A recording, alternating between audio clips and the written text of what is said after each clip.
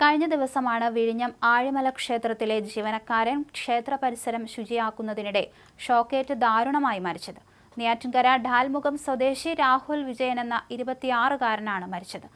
ശുചീകരണത്തിനിടെ ഷോക്കേറ്റ് മരിച്ച രാഹുൽ കുടുംബത്തിന്റെ ഏക ആശ്രയമായിരുന്നു. ക്ഷേത്ര നടപടികൾക്കൊക്കെ ശേഷം വീട്ടിൽ പോകാറുണ്ടായിരുന്നു രാഹുൽ. ചിങ്ങമാസ പിറവിയോടനുബന്ധിച്ച് ക്ഷേത്രത്തിലെ ടൈലുകൾ വൃത്തിയാക്കുന്നതിനിടെ ആളൊഴിഞ്ഞ സമയം നോക്കി ജോലി ചെയ്യുകയായിരുന്നു. ഈ സമയം ഇലക്ട്രിക് ഗൺ ഉപയോഗിച്ച് ടൈലുകൾ വൃത്തിയാക്കുന്നതിനിടയിലായിരുന്നു ഷോക്കേറ്റത്. ഈ സംഭവം ആരും പുറത്തറിയാത്തതും ദുരന്തത്തിന്റെ ആഘം കൂട്ടി. കഴിഞ്ഞ 6 വർഷത്തോളമായി രാഹുൽ ക്ഷേത്രത്തിൽ ജോലി ചെയ്തു വരികയായിരുന്നു. അതേസമയം രാഹുലിന്റെ മാതാപിതാക്കളുടെ സംരക്ഷണം ക്ഷേത്ര ട്രസ്റ്റ് ഏറ്റെടുക്കുമെന്ന് ആഴിമല ശിവക്ഷേത്ര ദേവസ്വം ട്രസ്റ്റ് പ്രസിഡന്റ് എസ് രാജേന്ദ്രൻ അറിയിച്ചു. 24-ന് ചേരുന്ന ട്രസ്റ്റ് അംഗങ്ങളുടെ പൊതുയോഗത്തിൽ ഇത് സംബന്ധിച്ച തീരുമാനമുണ്ടാകും. രാഹുലിന്റെ സഹോദരിയുടെ വിവാഹശേഷം മാതാപിതാക്കളുടെ സംരക്ഷണം രാഹുലിനായിരുന്നു.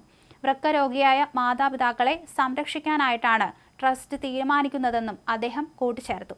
സംഭവത്തെ തുടർന്ന് ക്ഷേത്രത്തിൽ ശുദ്ധികലശ നടപടികൾ തുടങ്ങി. ഇന്നു മുതൽ ക്ഷേത്രനട തുറന്ന് പ്രവർത്തിക്കുമെന്ന് അദ്ദേഹം അറിയിച്ചു.